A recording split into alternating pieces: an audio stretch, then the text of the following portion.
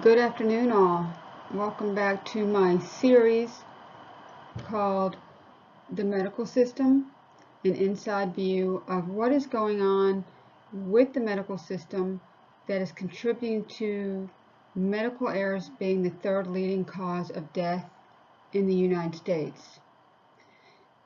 This is video number 3. Video number 3 is going to have to be split up into 3 parts because it's so large. Video 3's topic is your medications. Part 1 is about the birth of your medication, how your medication gets from the lab to your pill box.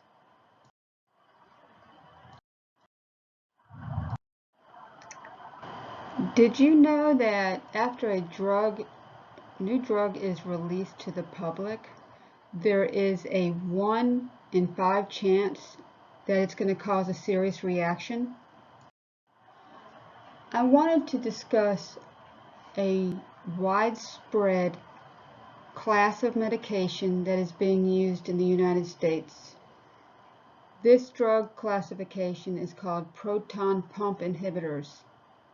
What proton pump inhibitors do is basically reduce or eliminate the release of acid production, which in turn helps acid reflux.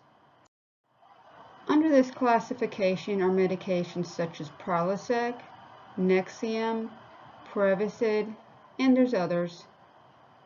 After years of being on the market, they have been associated with the development of heart attacks, bone fractures, and even cancers. Other side effects that have been noted are vitamin B12 deficiency, low magnesium, pneumonia, and the autoimmune disease called lupus. Did you know there's greater than 20,000 FDA approved pharmaceutical drugs out there in the United States? 410 of those were released in the last decade. 59 alone in 2018. So how does this happen? How does your drug get from the lab to the manufacturer and released to the pharmacies? Well, the first thing is the pharmaceutical company has to go through a series of steps in order to get their invention approved for manufacturing. They have to go through the FDA, or the Food and Drug Administration, to get their drug released. The FDA is a United States government-run facility that approves and monitors the safety of not just your drug, but your pet's drug, the food you eat, the vaccines you get, the medical devices that are out there, the cosmetics you use, the tobacco products you use, as well as any radiation-emitting products. But before they can do so, they have to go through the first step, which is called the preclinical phase. This is when the pharmaceutical company discovers a new compound that just may treat a specific illness. First, they will test their product on animals. If it's found safe with animals, the company will then go to the FDA and apply for an investigational new drug, or IND. This application will outline the basic facts about the compound and plans for human testing. Once the NDI is approved by the FDA, the studies will move on to human testing. But the human testing will have to go through a series of phases. Phase 1, about 20 to 80 people will enroll to be part of the study. They can be either healthy or have the targeted disease. The purpose of this phase is to discover how effective the compound is with the disease and discover if there's frequent side effects. This phase lasts a few months, and typically about 70% of the studies will move on to phase 2. In phase 2, there will be about several hundred with the targeted disease enrolled in to be part of the study. Typically, there will be a double-blind study part of this phase, which compares the drug with placebo. Placebo being basically a sugar pill. This phase lasts a few years, up to 2 years. Typically, 33% of studies move on to phase 3. Phase 3 is a big one.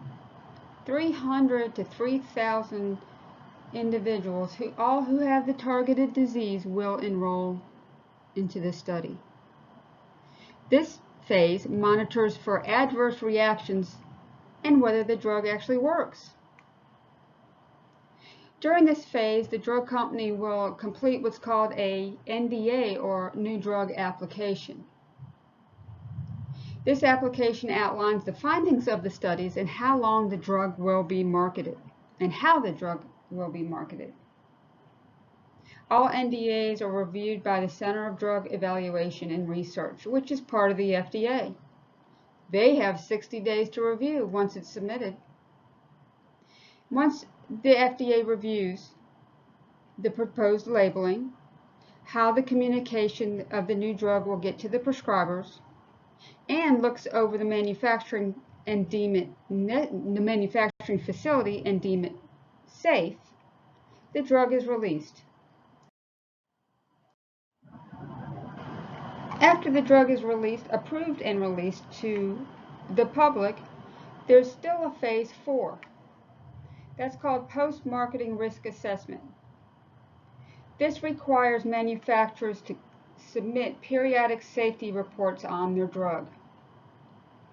The FDA has incorporated MedWatch, which is a voluntary system which makes it easy for physicians, providers, and consumers to report any adverse events that is affiliated with the drug they're taking.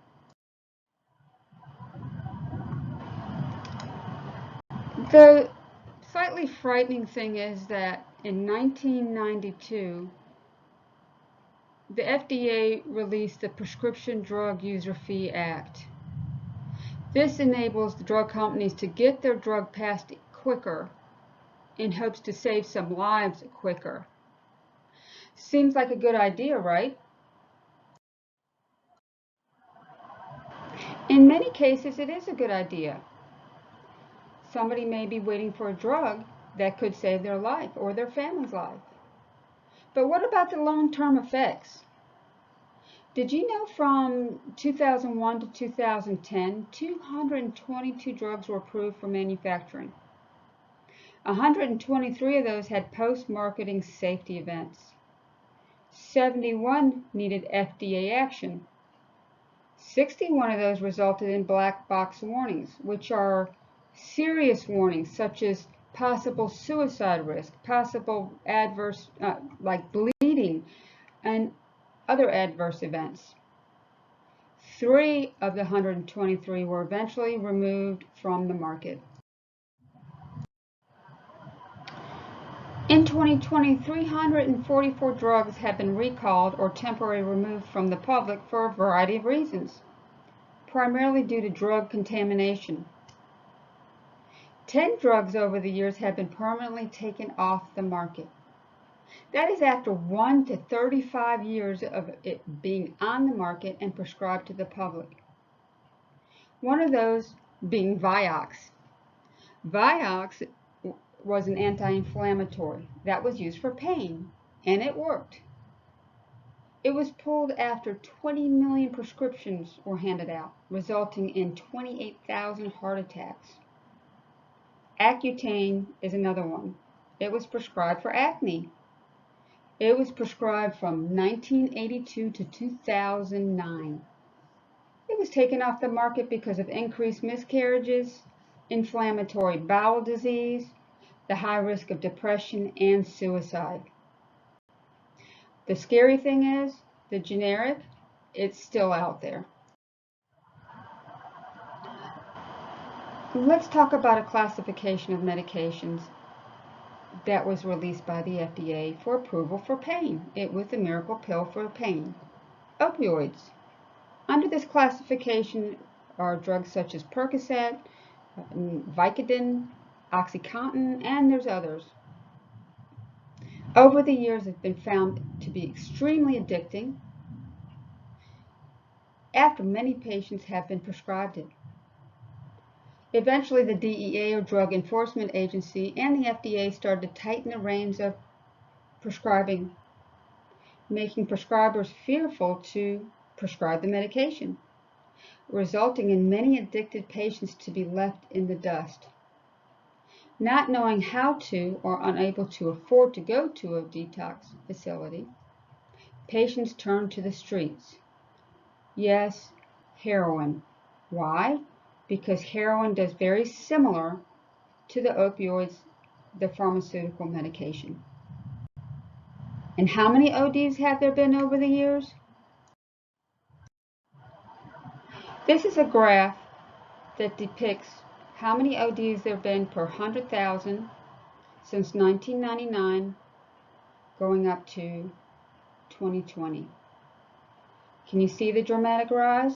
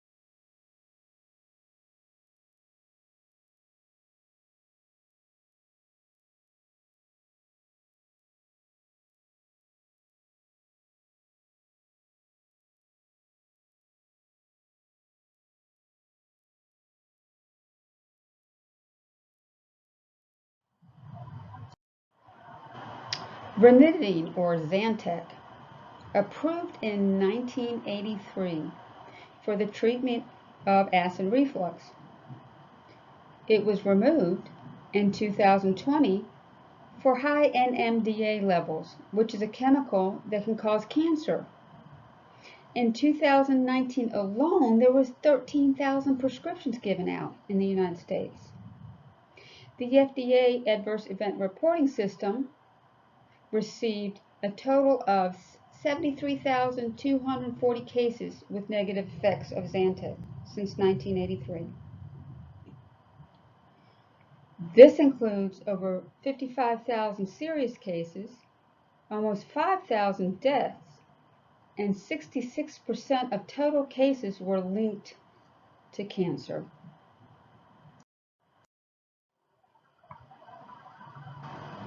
As you can see through this video, through my research, and from what you are seeing yourself out in public, there has to be an improvement in the releasing of new drugs through the FDA process.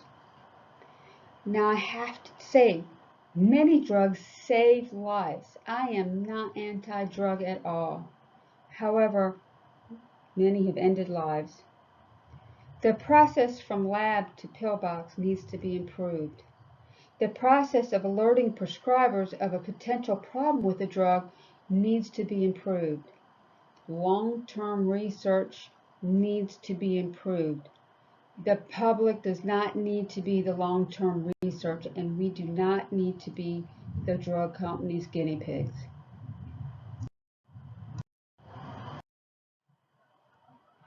Need to report a possible adverse reaction about a drug that you're taking?